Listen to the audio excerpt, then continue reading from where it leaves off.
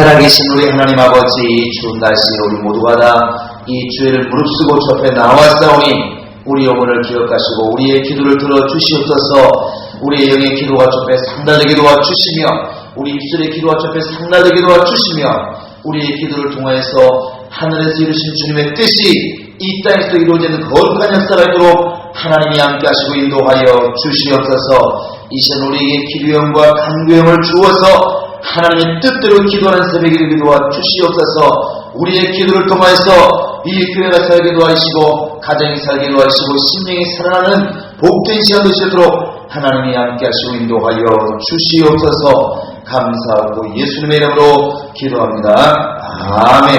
하늘에 계신 우리 아버지, 이름이 거룩히 여김을 받으시옵며 나라의 마음이시며 뜻이 하늘에서 이룬 것 같이 땅에서도 이루어지이다.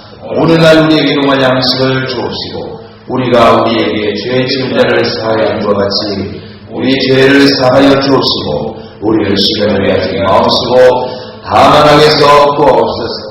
나라와 권세와 영광이 아버지께 영원히 영원하리라. 자, 우리 하나님 말씀은 시편 1편을 같이 우리 합독하겠습니다.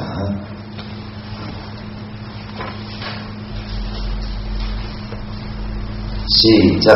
복 있는 사람은 악인의 꾀를 쫓지 아니하며 죄인의 길에 서지 아니하며 오만한 자의 자리에 앉지 아니하고 오직 여호와의 율법을 즐거워하여 그 율법을 주야로 묵상하는 자로다.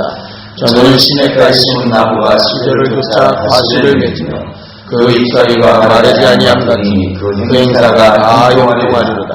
악인은 그렇지 않으며 오직 바람이 나는 겨와 같도다. 그러므로 악인이 심판을 견디지 못하며 죄인이 의인의 회중에 들지 못하리로다.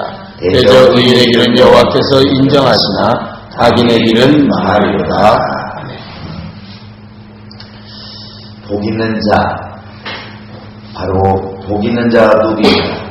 하나님 말씀을 주야로 묵상하는 자가 복이 있다, 이렇게 말씀하셨고, 또 반대로 보면은 1절에 나와 있는 것처럼 악인의 꾀를 쫓지 않는 사람, 죄인의 길에 서지 않는 사람, 오만한 자의 자리에 앉지 않는 사람, 이렇게 또 말씀하고 있습니다.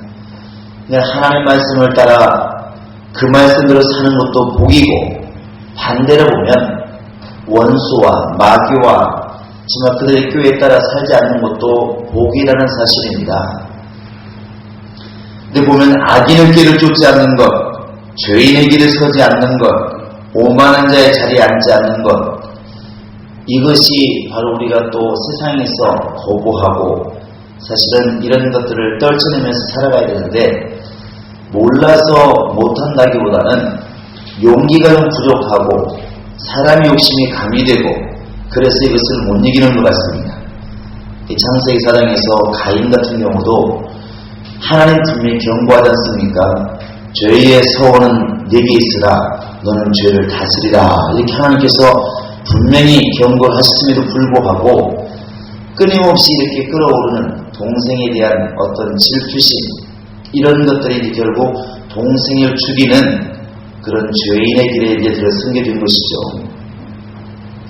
또 민수기 23장 이하에 쭉 보면 이제 발람과 발락의 이야기가 나오는데, 발락이 사주합니다. 발람에게 좀 우리를 위해서 저 백성을 저주해 다오, 저 이스라엘 사람들은 저주해 다오, 지금으로 말하면 하나님의 사람을 좀 해코지 해달라는 얘기죠. 그게 발람은 알고 있습니다. 하나님이 축복하신 자를 내가 어떻게 저주할 수 있느냐, 내가 축복의 명을 받았으니 내가 저주할 수가 없다, 말을 그렇게 하거든요. 그런데 내면에 뒤에 보면은 그 발람이 그 돈 때문에 어그러진 길로 갔다는 것이죠. 분명히 알고 있지만 혹시나 한번 내가 하나님께 기도해 보겠다, 혹시 하나님이 지금 마음을 돌이켜서 저 백성을 지금 저주하려고 하시는지 한번 내가 해보겠다. 분명히 자신은 알고 있지만 혹시나 그게 뭐냐면 그 이면에는 벌써 돈이라는 게 있다는 것이죠.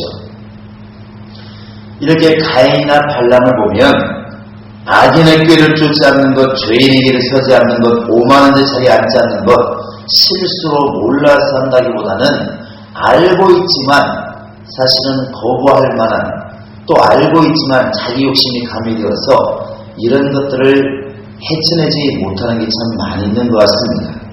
그래서 예수님께서는 시험에 들지 않도록 깨어있어 기도하라 이렇게 말씀하신 것 같습니다.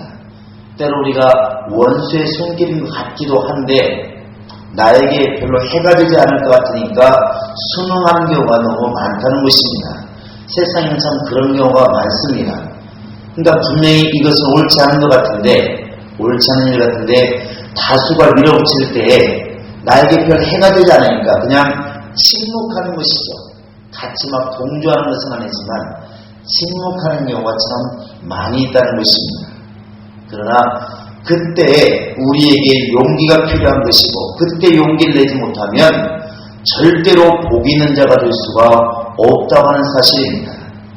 우리가 늘 이 교회사를 얘기할 때 신사참배를 얘기합니다. 일제 30년 동안 일본 천황을 숭배라고 할 때 모든 목사들이 결의를 했지 않습니까? 우리 그냥 인사하자, 괜찮지 않나 했을 때 몇몇만이 이제 외칩니다. 신사참배는 옳지 않다. 그것 때문에 그들은 죽어가죠. 옥에 갇히기도 하고 사형을 당하기도 하는데, 그 당시에 지금처럼 많지 않았을지라도 그 수천 명의 목사님들이 그냥 침묵하는 것입니다.